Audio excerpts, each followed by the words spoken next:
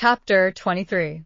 One night never did the sun go down with a brighter glory on the quiet corner in Soho than one memorable evening when the doctor and his daughter sat under the plane tree together. Never did the moon rise with a milder radiance over great London than on that night when it found them still seated under the tree and shone upon their faces through its leaves. Lucie was to be married tomorrow. She had reserved this last evening for her father, and they sat alone under the plane tree. "You are happy, my dear father?" "Quite, my child." They had said little, though they had been there a long time. When it was yet light enough to work and read, she had neither engaged herself in her usual work, nor had she read to him. She had employed herself in both ways, at his side under the tree, many and many a time. But this time was not quite like any other, and nothing could make it so. "And I am very happy tonight, dear father. I am deeply happy in the love that heaven has so blessed, my love for Charles, and Charles's love for me. But if my life were not to be still consecrated to you, or if my marriage were so arranged as that it would part us, even by the length of a few of these streets, I should be more unhappy and self-reproachful now than I can tell you. Even as it is, even as it was." She could not command her voice. And the sad moonlight. She clasped him by the neck, and laid her face upon his breast. In the moonlight, which is always sad, as the light of the sun itself is, as the light called human life is, at its coming and its going. "Dearest dear, can you tell me, this last time, that you feel quite sure no new affections of mine, and no new duties of mine, will ever interpose between us? I know it well, but do you know it? In your own heart, do you feel quite certain?" Her father answered, with a cheerful firmness of conviction he could scarcely have assumed, "Quite sure, my darling." "More than that," he added, as he tenderly kissed her, "my future is far brighter, Lucie, seen through your marriage, than it could have been, nay, than it ever was without it. If I could hope that, my father." "Believe it, love. Indeed it is so. Consider how natural and how plain it is, my dear, that it should be so. You, devoted and young, cannot fully appreciate the anxiety I have felt that your life should not be wasted." She moved her hand towards his lips, but he took it in his and repeated the word. "Wasted, my child, should not be wasted, struck aside from the natural order of things, for my sake. Your unselfishness cannot entirely comprehend how much my mind has gone on this, but only ask yourself, how could my happiness be perfect, while yours was incomplete? If I had never seen Charles, my father, I should have been quite happy with you."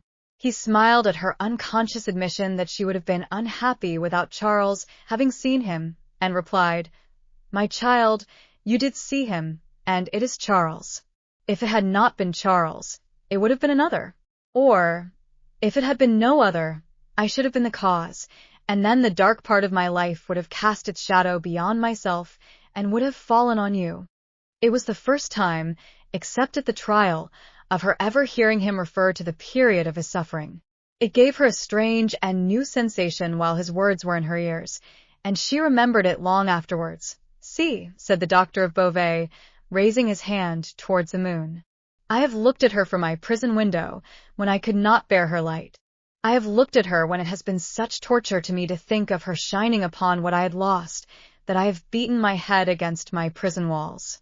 I have looked at her, in a state so dull and lethargic, that I have thought of nothing but the number of horizontal lines I could draw across her at the full, and the number of perpendicular lines with which I could intersect them."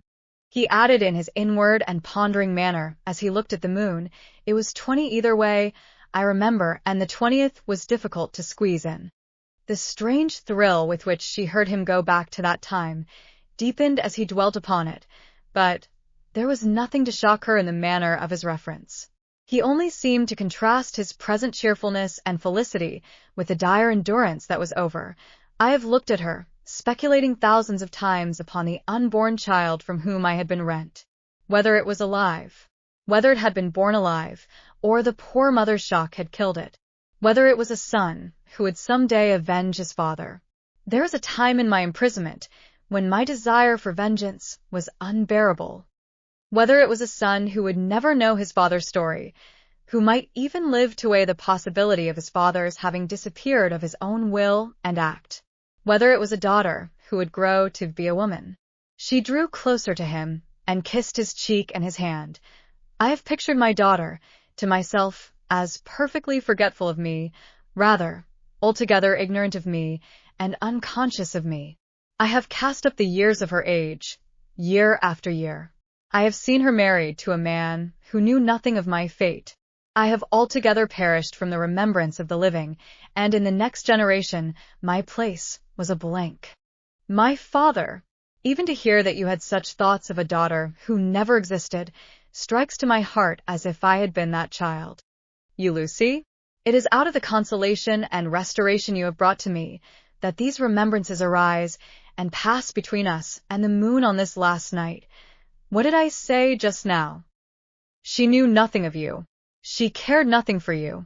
So, but on other moonlight nights, when the sadness and the silence have touched me in a different way, have affected me with something as like a sorrowful sense of peace, as any emotion that had pain for its foundations could, I have imagined her as coming to me in my cell, and leading me out into the freedom beyond the fortress.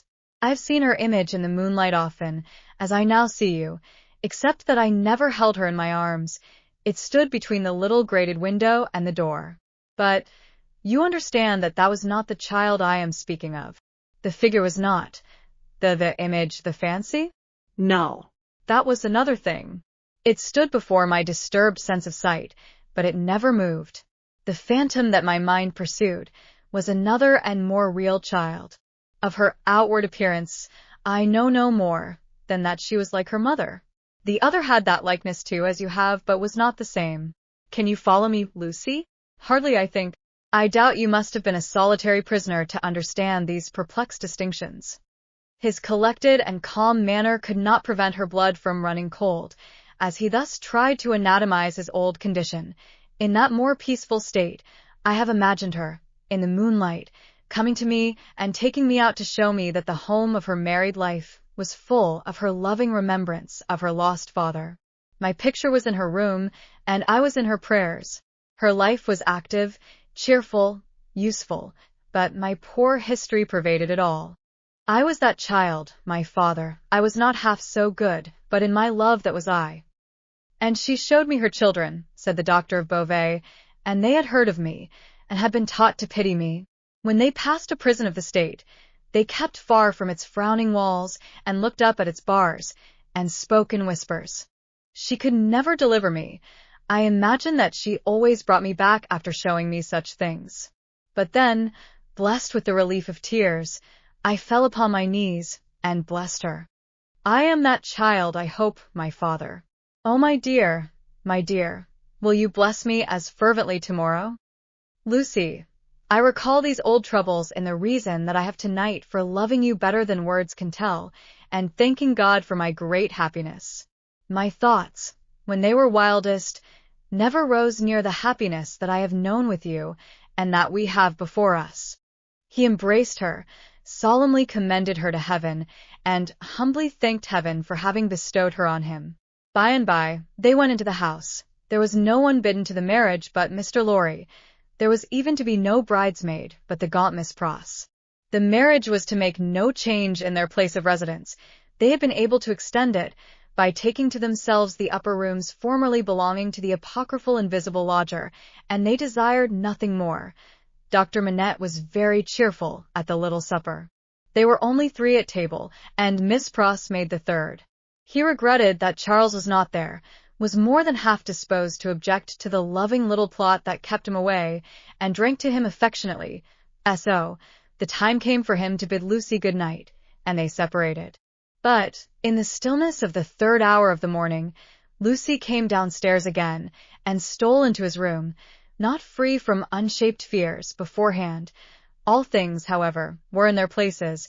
All was quiet, and he lay asleep, his white hair picturesque on the untroubled pillow, and his hands lying quiet on the coverlet. She put her needless candle in the shadow at a distance, crept up to his bed, and put her lips to his, then leaned over him, and looked at him. Into his handsome face the bitter waters of captivity had worn, but He covered up their tracks with a determination so strong that he held the mastery of them even in his sleep. A more remarkable face in its quiet, resolute, and guarded struggle with an unseen assailant was not to be beheld in all the wide dominions of sleep. That night, she timidly laid her hand on his dear breast and put up a prayer that she might ever be as true to him as her love aspired to be and as his sorrows deserved. Then she withdrew her hand and kissed his lips once more and went away. So, the sunrise came, and the shadows of the leaves of the plane tree moved upon his face, as softly as her lips had moved in praying for him.